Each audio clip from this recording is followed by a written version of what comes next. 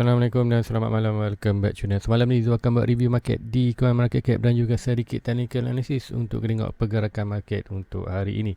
So guys, let's go, kita pergi ke Coin Market Cap. So ini adalah Coin Market Cap. So market hari ini agak boring. Memang 2 hari ni expected memang boring, tapi sesuatu yang bagus sebab hari Minggu sebenarnya kita tak nak pergerakan banyak sebab tak ada gap. So sesuatu yang bagus, tapi agak boring lah market. So guys, let's go, kita review market, apa yang dah jadi di dalam market untuk hari ini. So pagi tadi dalam 1.3 lebih. So now market malam lah 1.4 trilion, which masih awal lagi, baru pukul 8. So kita ada lagi 12 jam lagi untuk 8 pagi, sampai 8 pagi besok. So which belum lagi 24 hour, baru 12 jam. So ada 12 jam lagi untuk hari ni. So kena lah apa yang berlaku untuk pagi besok. So now 1.4 trilion, so peningkatan banyak 0.39. So tak banyak berlaku perubahan dalam crypto market, which kita tengok samalah dengan apa yang berlaku sekarang. Harga memang tak banyak berlaku perubahan. Nah, tetapi volume melakukan penurunan yang banyak, 53 bilion, which pagi tadi dalam 70 bilion, now tinggal 53 bilion. Pengurang banyak 22.28%. Very huge punya, besar punya penjatuhan ni, which is sebab tu kita tengok market memang boring. Memang tak ada sebarang pergerakan yang drastik, which hanya pergerakan dalam 200 ke 300 dolar je, which pergerakannya tu, which memang tak banyak pergerakan. Dan BTC dominant mesti dekat sama 45.3. So which kita tengok lah apa yang berlaku hari ni. Kita tengok di BTC 33.8 macam je tadi. Pagi tadi pun dalam 33.4. So which tak banyak perubahan, dalam 500 saja pergerakan price untuk hari ni tempoh 2 jam, which tak banyak perubahan. Which tengok hanya 0.7.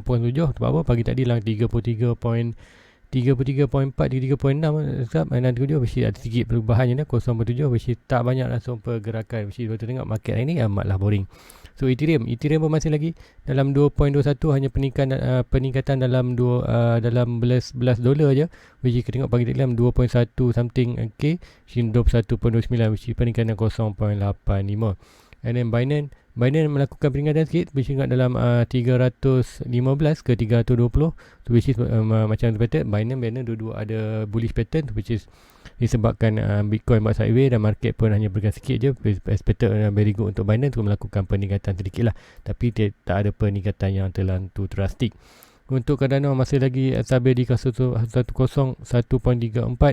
so which 0.65. So which kita tengok lain pun sama je, tak banyak pada semua, hanyalah tak banyak berlaku pergerakan pun. Tengok ada yang region banyak, tak ada yang region banyak.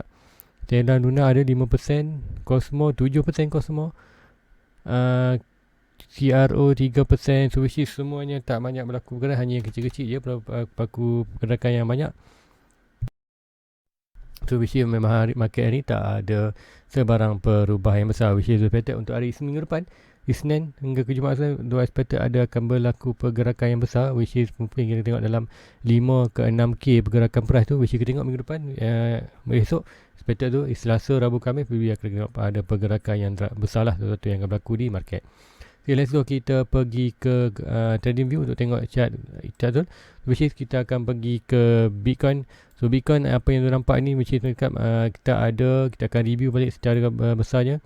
Baik, pertama ni price kita berada di kawasan 3 antara resistance 42 dan 30, which macam cakap expected price kita masih lagi bermain antara bound antara 42 dan 30. Nah, sebab then tu ada detect satu ni, trendline purple itu baru buat tadi. Inilah tengah, which is whatever price bawah ni expected akan bermain kawasan bawah ni.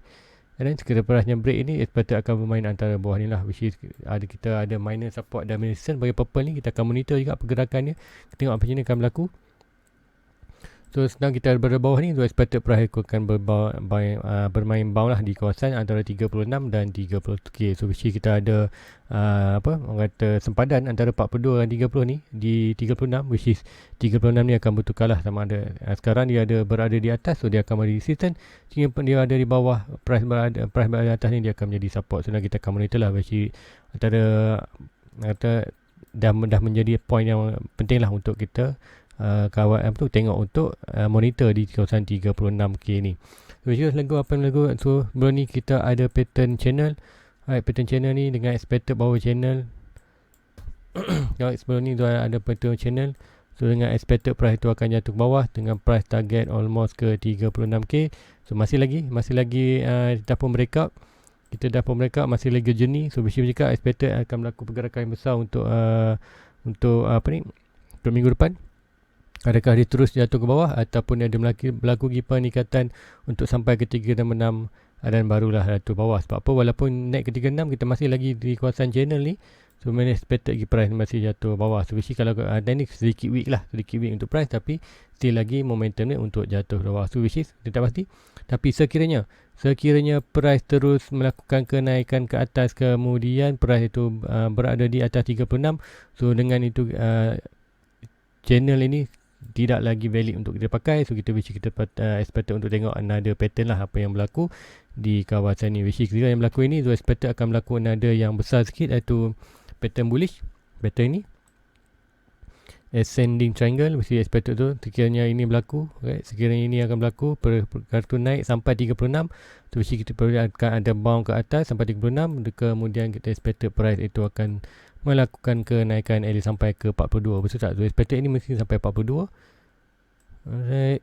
And then any tak, okay, kami kalau breakout ni, which is yes, expected tu whatever price break probably akan sampai ke 42. So masih lagi dalam kawasan zone antara 42, which is masih lagi kita monitor lah. Price masih belum lagi melakukan confirmation untuk buran, tapi macam cakap, sini price berada di atas kawasan 42, masih lagi antara 40 dan 30, dan sekiranya price break 42 barulah kita ada sedikit positif untuk buran berlaku ataupun recovery. So itu yang tu nampak, which is sekarang ni ada tiga yang tu akan nak monitor. Yang pertama tadi yang channel ini, price ke 26k, kemudian yang kedua adalah yang ini, apa yang akan berlaku sekiranya price itu ke 36, tu akan expected tu akan probably channel tu akan delete, tu akan monitor yang descending channel pula. Dan now apa yang tu nampak adalah satu channel bullish, panel bullish apa falling wedge yang pattern ni, yang kecil ni. Tu expected untuk price itu bermain dalam kawasan tu. Probably tengok sini masih berlaku channel, berubah masuk dalam ni, and then breakout ke atas ni adalah possible untuk, sebab apa kita yang kat sini, and then kat sini pun ada lagi pattern tu. Banyak pattern maknanya tu nampak ni, which is semuanya antara kalau kita nak monitor semua memang pening. Sebab apa, price masih lagi tak lebih pada 30 dan tak lebih pada 42. So shift price macam cakap boleh pergi ke mana-mana saja. Kita hanya monitor macam cakap whatever price dalam hampir kawasan 30k adalah very good position untuk buy dengan expected untuk naik ke atas. Dan bila price berada di kawasan 42, anda boleh buat sedikit position untuk sell, untuk ambil keuntungan. Dan selebihnya tinggal shift expected lagi. Price itu masih bound di atas 40 dan 32. So kita tak tahu lagi pergerakan price kat mana. Macam cakap, sekiranya break 30 barulah kita akan menuju ke 24, 26k ataupun ke 20k. Sekiranya price itu break ke 42 barulah kita akan tengok untuk all time high baru 58, 68, 80 dan seterusnya. So which is now kita masih lagi dalam kuasa ini 42 ke 30. Masih apa-apa pun boleh berlaku. Dan expected untuk price itu melakukan kejahatan, which is kita tengok apa yang akan berlaku. Sebab di total market pun total ada pertanda nak jatuh, which kita tunggu je apa yang berlaku. Sebab apa, itu nak tunggu untuk weekly. So hari ni, pagi nanti, ini adalah candle weekly punya candle. So expected untuk 50 candle ini tutup bawah 50 tu pagi ni besok adalah very important untuk tengok.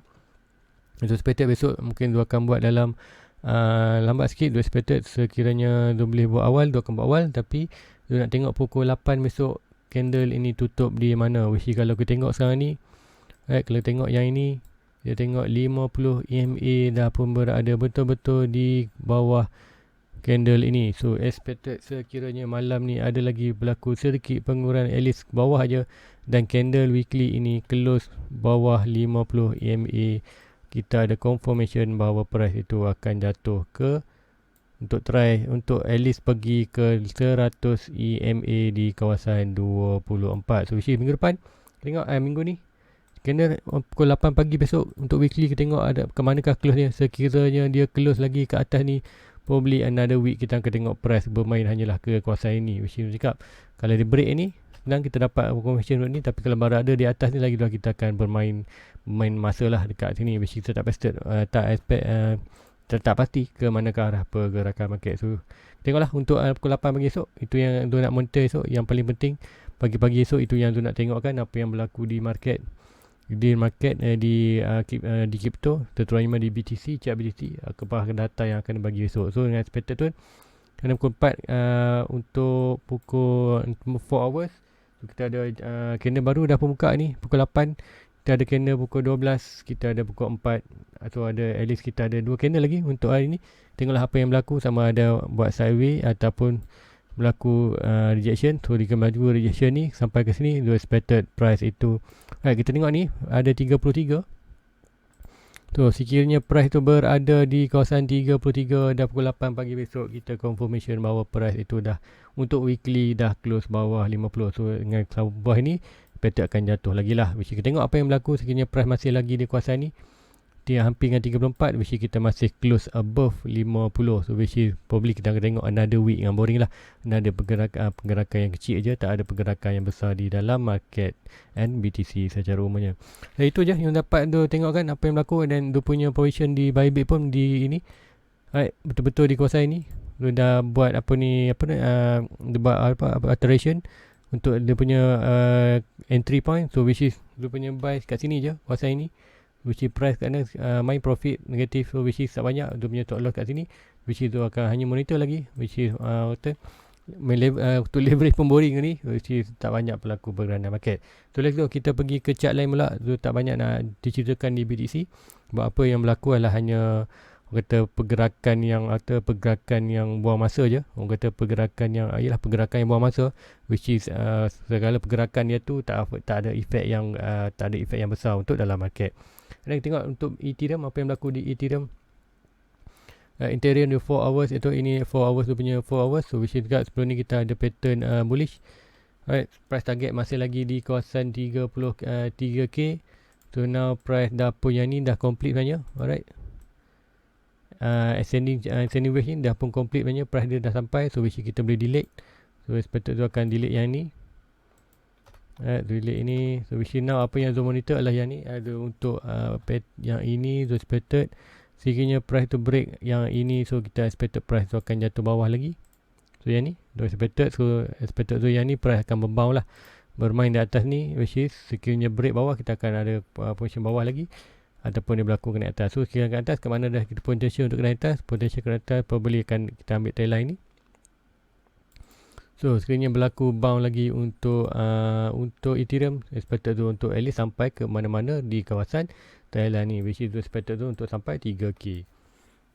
So itu untuk Ethereum. And then sekiranya minggu depan berlaku drastik macam cakap, sekiranya break bawah ni, so kita expected tu price tu akan kembali balik di kawasan 1.8k ke 1k. So very good position untuk buy. So siapa yang nak beli Ethereum, anda bolehlah beli, tunggu whatever price sentuh antara 1.8k tu ini, antara 1.8k ke 1k, whatever price dalam ni anda boleh accumulate lah, buy sedikit whatever dalam ni.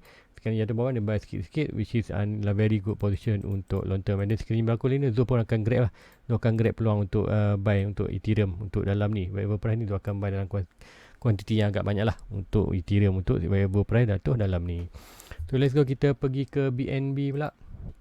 Apa yang berlaku BNB semalam ni, Zul akan pergi ke banyak altcoin. Sebab apa, Zul pun tak banyak nak share di Bitcoin ataupun sekali keseluruhannya. So kita akan tengok semua market, antara top 5 ataupun top 10 untuk market, which is sampai mungkin dalam 15 minit lagi mungkin akan tengok ke mana ke arah kita. So BNB, so BNB kenapa melakukan sikit kenaikan. So macam kita ada satu pattern bullish ni. So expected untuk price sampai ke 420. So masih lagi dalam perjalanan. And then kita tengok sebelum ni pun kita ada yang ini bullish. Bullish ni sedikit weak, balik dan bound balik, dia masih ke bawah. So expected ini sampai ni. Dan kita ada resistance. So masih lagi kata pergerakan tu agak slow, tak banyak berlaku perubahan. Kita tengok apa yang berlaku. Dia expected mungkin kalau nak berlaku kenaikan untuk kalau BTC melakukan kenaikan, boleh kita akan nampak ke 400. Tapi sekiranya BTC melakukan kejatuhan dan market kejatuhan, probably kita akan nampak balik market di dalam kawasan ni, which is whatever price ni. Siapa nak beli BNB antara 280 ke 170 adalah very good position untuk buy. So sekiranya anda ingin memiliki BNB, so inilah ada. Which is Zul, kalau BNB Ethereum ni memang Zul fokus lah. 3 coin ni penting lah untuk Zul. First kali Bitcoin, kemudian Ethereum, BNB, antara coin tu penting. And then yang keempat lah Cardano. So 4 coin ni memang coin yang bagi Zul memang penting lah dalam Zul. Dan Zul akan kembali lah banyak untuk 4 coin ni.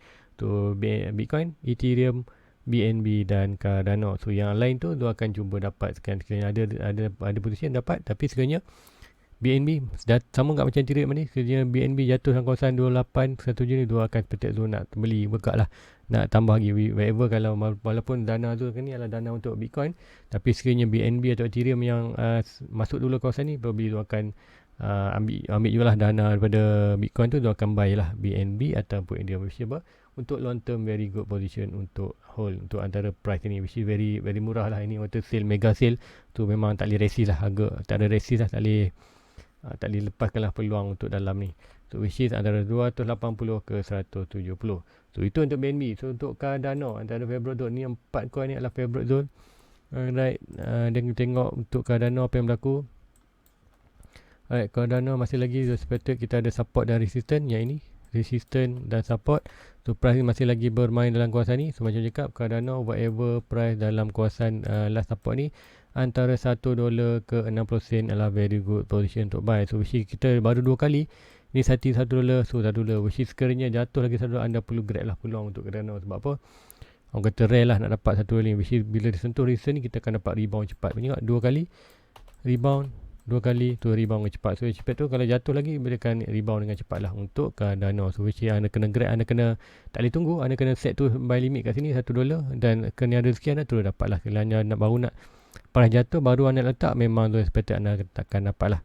So untuk itu short term, so masih lagi monitor untuk Ethereum ini. Pattern ni iaitu pattern bearish, which is ascending wedge, which is expected tu price tu akan jatuh ke bawah untuk sampai ke sampai ni balik.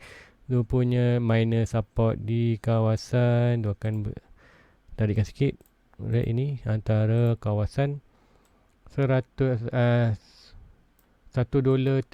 ke $1.15, which is price ni whatever price jatuh ni probably anda beli kat grab, tapi tu tak expected anda beli ni, which is kalau anda tunggu ini better anda tunggu set buy limit di kawasan ni je untuk lebih position good buy. And then tengoklah apa yang berlaku di market tu, tak pasti sebenarnya. Cardano pun buat pergerakan yang pelik punya.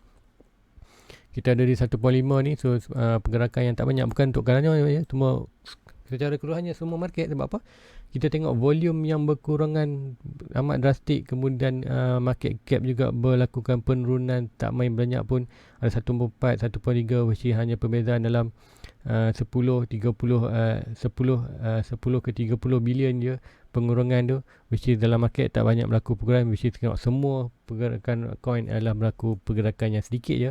So kata amat boring lah dalam market. So which is minggu depan hopefully, the expected minggu depan probably kita akan ada pergerakan yang sedikit drastik ataupun pergerakan yang menarik lah untuk kita tengok secara keseluruhannya. Tu ini Cardano apa yang tu tengok masih lagi tu monitor untuk expected masih lagi untuk jatuh ke bawah, tapi macam nak Cardano dia boleh lagi melakukan kenaikan ke atas. Sebab apa, kita ada pattern yang sebelum ni, kita ada pattern bullish tu masih lagi. Right, pattern ini expected tu sekiranya berlaku sama juga macam di Bitcoin. So pattern ni masih berlaku untuk kita expected.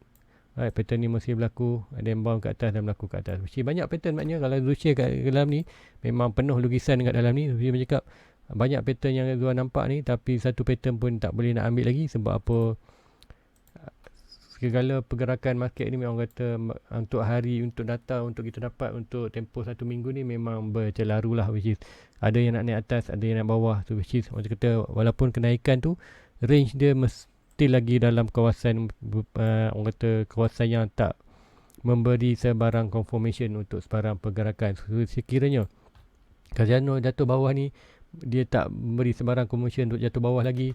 Sekiranya Cardano naik ke atas sampai ni pun dia tak memberi confirmation untuk naik ke atas lagi. So which is market hanyalah melakukan pergerakan yang rawak lah, pergerakan yang kata macam cakap ni, pergerakan yang buang masa. Macam itulah bagi tu ni, pergerakan yang buang masa, which is dia naik pun tak guna, dia jatuh pun tak berguna. So which is tiada barang confirmation. Tapi untuk BTC pagi besok kita perlu tengok perkembangan di market price, which is expected sebenarnya price berlaku di berada di kawasan 33 betul 33k, close besok 33k, probably akan confirmation bahawa kita akan turun ke bawah lah. Untuk weekly dia dah close bawah tu, which is kita tengok apa yang akan berlaku untuk market. So another coin, Jago kita pergi Dogecoin, dia punya profit coin. Antara coin tu akan hanya yang profit adalah tinggal Cardano dengan Cardano dan Dogecoin aja yang masih profit. Yang lain semua dalam negative profit. So which is dalam Dogecoin tu masih lagi profit dalam 300%. Sebab apa? Zubai tu di kawasan 5 sen. Zubai dulu di kawasan 5 sen ni.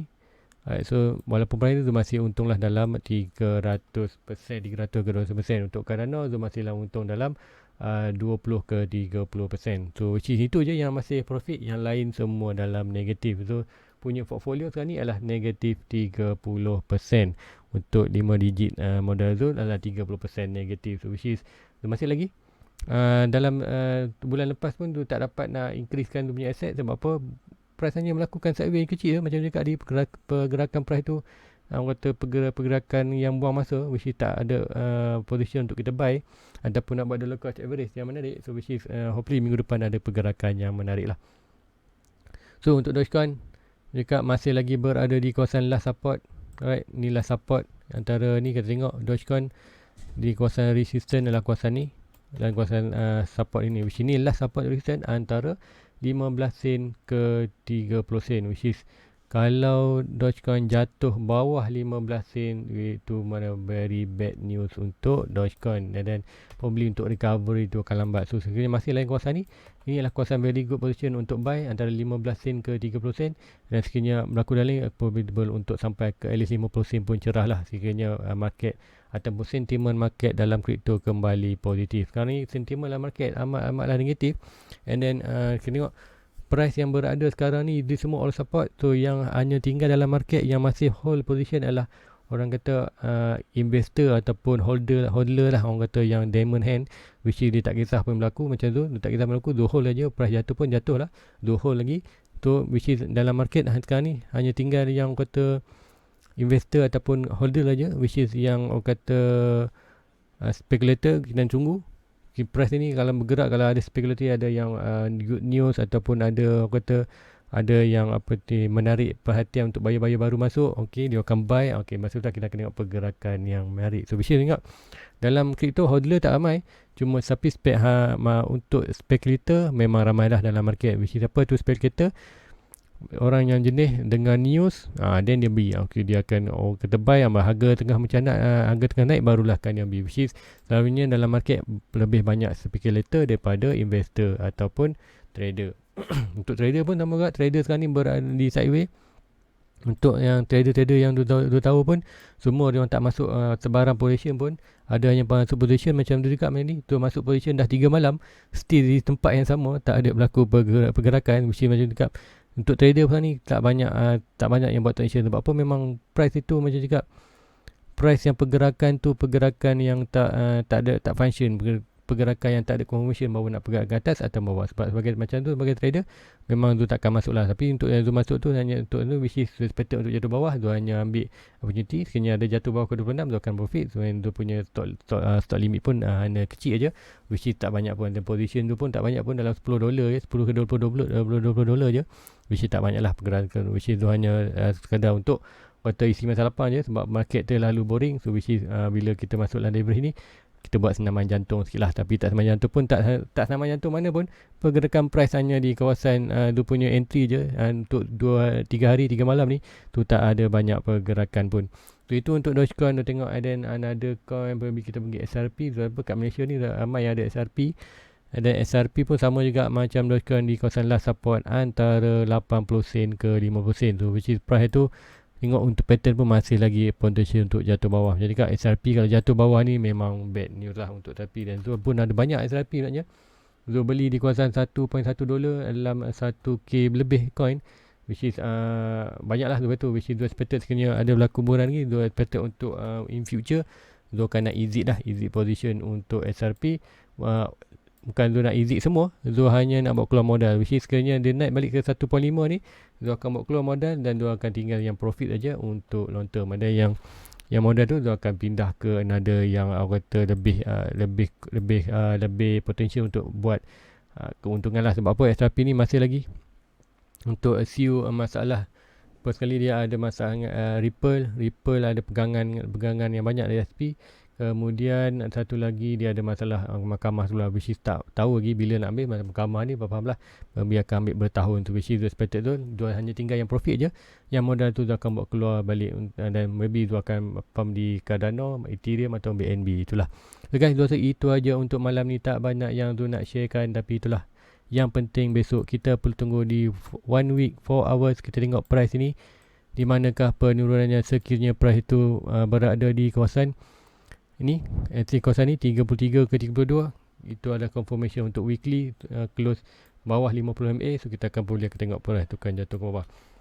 So guys, itu aja untuk malam ni. Please like, please subscribe untuk tengok lebih banyak video analisis daripada Zul. So sekiranya anda nak info-info terkini, please follow je punya Facebook, link di bawah untuk perkembangan terkini. So guys, itu aja untuk malam lagi. Please like, please subscribe. Jumpa lagi pagi esok. Assalamualaikum. Bye bye. Everybody get your fucking hands up.